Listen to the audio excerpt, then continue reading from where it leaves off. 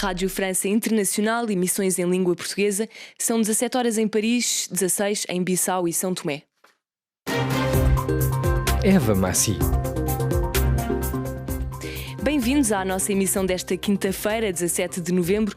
Em destaque hoje na atualidade, o penúltimo dia da COP27, debate-se o dossiê Perdas e Danos, a reivindicação principal dos países mais expostos ao aquecimento global e do qual depende o sucesso desta cimeira sobre o clima. E na Guiné-Bissau, o presidente desdobra-se em contactos para tomar uma decisão quanto às eleições legislativas antecipadas. No controle técnico desta emissão está Duško Sekulić.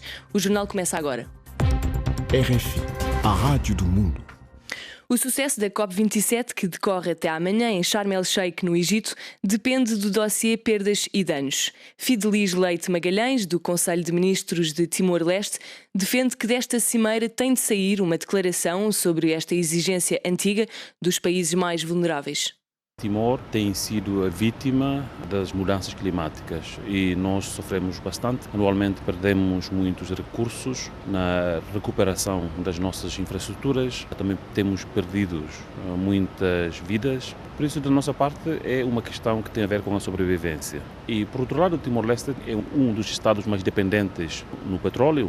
E por isso temos que pensar da forma como diversificar a nossa economia. Se Timor tiver a oportunidade, a possibilidade de ter acesso para fontes de financiamentos, pode haver assim uma mudança natural na redução da utilização da energia fósseis. É importante para um Estado como Timor-Leste a questão dos danos e perdas? Timor é um dos maiores proponentes. Posso dizer que Timor é o proponente neste momento. Junto com Bangladesh, são os dois países coordenadores dentro do grupo. É um assunto muito importante, não só, aliás, mitigar, mas também ver como possível ter acessos ao financiamento global que possa a recuperação dos danos e perdas. Ouvimos Fidelis Leite Magalhães, do Conselho de Ministros de Timor-Leste, ao microfone de Cristiana Soares, enviada especial ao Egito. Ucrânia. O acordo entre Moscovo e Kiev sobre os cereais da Ucrânia foi renovado durante mais 4 meses. Recep Tayyip Erdogan, presidente da Turquia, é mediador no acordo e garantiu que este é essencial para a segurança alimentar no mundo. Na Tailândia, arranca dentro de algumas horas a cimeira do Fórum de Cooperação Ásia-Pacífico. Presente pela primeira vez está um país europeu, a França. Emmanuel Macron avistou-se hoje com o primeiro-ministro Prayut Chan-o-cha.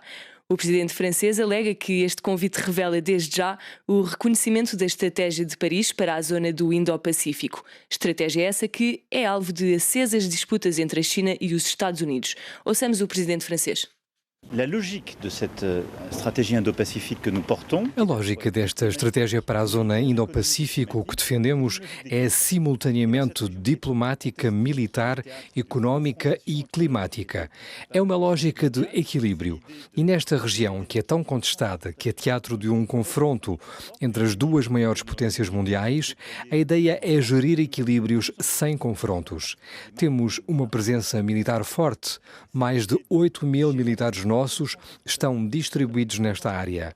Temos cada vez mais operações, designadamente marítimas, na zona.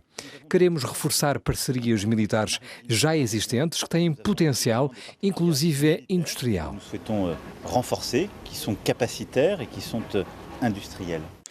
Nos Estados Unidos, os republicanos recuperaram a maioria na Câmara dos Representantes. Isto poderá tornar-se um obstáculo à estratégia política do presidente Joe Biden. Os republicanos ficam então a beneficiar de um poder de bloqueio sobre as políticas do atual presidente dos Estados Unidos. A Justiça neerlandesa proferiu esta quinta-feira a sentença relativa ao caso do avião MH17, que foi abatido por um míssil quando sobrevoava o leste da Ucrânia em 2014. 2 cidadãos russos e um ucraniano foram condenados à prisão perpétua, outro foi absolvido. Mais informações com Stefania Palma. A aeronave fazia o trajeto entre duas capitais, Amsterdão, nos Países Baixos, e Kuala Lumpur, na Malásia. A bordo iam 298 pessoas, 196 delas neerlandesas. Todas perderam a vida a 17 de julho de 2014. A justiça neerlandesa confirmou durante a tarde de hoje que o avião da Malaysia Airlines foi efetivamente abatido por um míssil de fabrico russo, no momento em que sobrevoava o leste da Ucrânia e, como tal, descartou a tese de acidente. Dos 4 suspeitos iniciais, os russos Igor Kirkin e Sergei Dubinsky, bem como o ucraniano Leonid Krakachenko, foram considerados culpados por terem causado a queda do avião.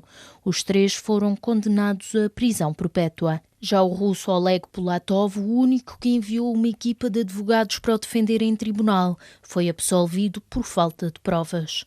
Os arguidos foram julgados à revelia e encontram-se em parte incerta, e é muito pouco provável que algum dia venham a cumprir a pena que lhes foi imputada.